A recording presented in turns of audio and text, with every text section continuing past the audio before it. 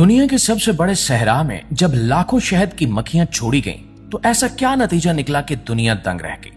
मुआज़िज़ दोस्तों, ये क्या किस्सा है, ये जानने से पहले आपसे इतनी गुजारिश है कि कमेंट सेक्शन में हमें ये जरूर बताइएगा कि आप कौन से मुल्क और कौन से शहर से हमारी ये वीडियो देख रहे हैं, ताकि हमें भी अंदाजा हो कि हमारी आवाज कहां कहां तक पहुंच रही है। तो मुआज़िज़ दोस्तों, सहारा के अजीम रेगिस्तान के जनूबी किनारे पर रहने वाले लोग कई नस्लों से अपनी जमीनों के साथ जुड़े हुए थे। वहां जिंदगी सादा थी मगर पुरसकून थी।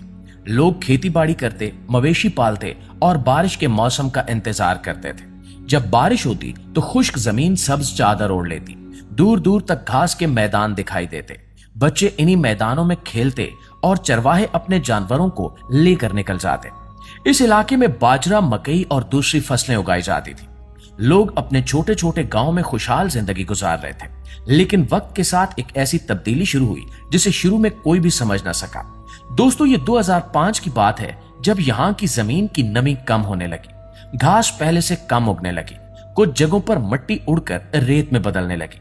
लोगों ने देखा कि जहां पहले सब्जा होता था, अब वहां खुश्क और बंजर जमीन फैलती जा रही है। शुरू में लोगों ने सोचा कि शायद ये चंद साल की खुश्कसाली है और फिर सब कुछ पहले जैसा हो जाएगा, लेकिन ऐसा नहीं हो सका। हर साल बारिश पहले से कम होने लगी। जब बारिश होती भी तो पानी जमीन में जज्ब होने की बजाय तेजी से बह जाता। मिट्टी कमजोर हो चुकी थी, दरख्तों की जड़ें खत्म हो रही थी, घास ना होने की वजह से जमीन खुलने लगी और हवा रेत को उड़ाकर दूर दूर ले जाने लगी। आहिस्ता आहिस्ता ये सहरा आगे बढ़ने लगा। गांव के गांव मुतासिर होने लगे। लोग अपनी जमीनें छोड़ने पर मजबूर हो गए। मवेशी मरने लगे क्योंकि इनके लिए चारा बाकी नहीं रहा था। बहुत से खानदान बेहतर जिंदगी की तलाश में दूसरे इलाकों की तरफ निकल गए। ये वो वक्त था जब दुनिया ने पहली बार संजीदगी से महसूस किया कि सहरा फैलने का मसला सिर्फ रेत का मसला नहीं है, बल्कि इंसानों की जिंदगी और मुस्तकबिल का मसला है। माहौलियाती माहिरीन और साइंसदान इस मसले को समझने की कोशिश कर रहे थे। इन्होंने देखा कि जहां जमीन खराब हो जाती है, वहां सिर्फ दरख्त लगाना काफी नहीं होता, क्योंकि अगर जमीन में नमी ना हो, मिट्टी कमजोर हो और पानी ठहर न सके, तो कोई भी पौधा ज्यादा देर जिंदा नहीं रहता। दोस्तों, इसी दौरान कुछ साइंसदानों ने एक नया ख्याल पेश किया कि शहद की मक्खियां फितरत के निजाम में बहुत अहम किरदार अदा करती हैं। ये फूलों से रस लेती हैं और एक पौधे से दूसरे पौधों तक पोलन पहुंचाती हैं। इस अमल से नए बीज बनते हैं और पौधे बढ़ते हैं। साइंसदानों ने सोचा कि अगर सहारा रेगिस्तान के किनारे पर शहद की मक्खियों की कॉलोनियां बसाई जाएं, तो शायद वो इस इलाके में दोबारा जिंदगी वापस लाने में मदद दे सके। चुनांचे कुछ इलाकों में यह तजुर्बा शुरू किया गया। शहद की मक्खियों के छत्ते सहरा के किनारों पर रखे गए। लोगों को उम्मीद थी कि शायद ये छोटे से कीड़े एक बड़ा इनकलाब ले आएंगे। शुरू में सब लोग बहुत पुरुमीद थे, लेकिन जल्द ही हकीकत सामने आ गई। सहारा की शदीद गर्मी शहद की मक्खियों के लिए नाकाबिले बर्दाश्त साबित हुई। दिन के वक्त रेत का दर्जा हरारत इतना बढ़ जाता कि छतों का मोम नरम पड़ने लगता। कई छत्ते पिघल गए। मक्खियों को पानी न मिला, आसपास फूल भी नहीं थे जहां से वो रस जमा कर सकती, और कुछ ही महीनों में ज्यादातर मक्खियां मर गईं और यह तजुर्बा बुरी तरह नाकाम हो गया।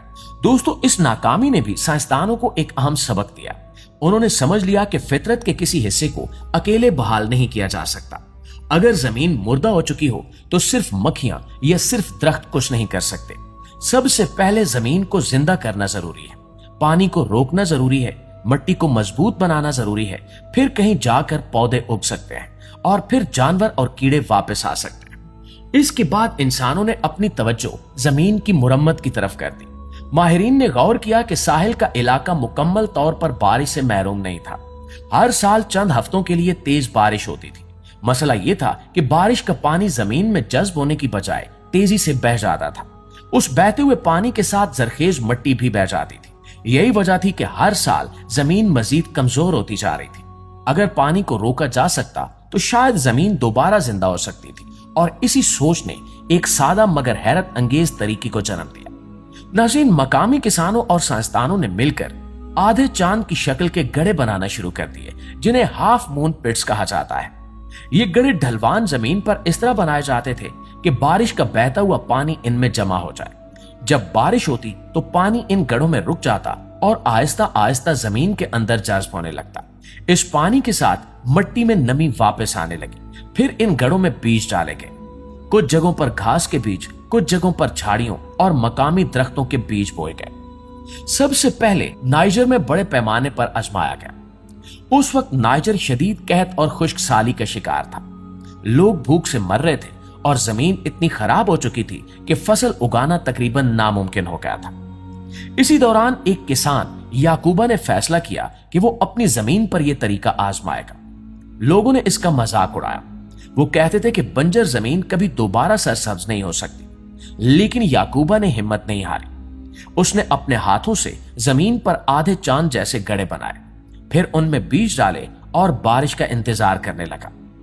चंद महीनों बाद हैरत अंगेज नतायज सामने आने लगे। जहां गड्ढे बनाए गए थे वहां नमी बरकरार रही। सबसे पहले घास उगने लगी, फिर छोटी झाड़ियां नमूदार हुई। कुछ सालों के अंदर वहां नन्हे दरख्त भी उगाए। आसपास की जमीन अब भी खुश्क और बंजर थी, मगर याकूबा का खेत सब्ज हो चुका था। लोग हैरान रह गए। उन्होंने पहली बार अपनी आंखों से देखा कि मुर्दा जमीन को दोबारा जिंदा किया जा सकता है। यह खबर तेजी से दूसरे इलाकों में भी फैल गई। दूसरे किसान भी यह तरीका अपनाने लगे। बर्किना फासो में हजारों किसानों ने अपनी जमीनों पर यही गड्ढे बनाए। माली और चाड में भी इसी तरीके को इस्तेमाल किया गया और हर जगह नतायज हैरत अंगेज थे। जहां पहले कुछ नहीं उगता था वहां दोबारा सब्जा वापस आने लगा। जो लोग अपने गांव छोड़ चुके थे वो वापस आने लगे। मवेशियों के लिए चारा पैदा होने लगा। और दोस्तों, सन 2007 में अफ्रीकी यूनियन ने एक तारीखी मंसूबे का ऐलान किया जिसे ग्रेट ग्रीन वॉल कहा गया। इस मंसूबे का मकसद सहारा रेगिस्तान के जनूबी किनारे पर हजारों किलोमीटर तवील इलाके को दोबारा सरसब्ज बनाना था।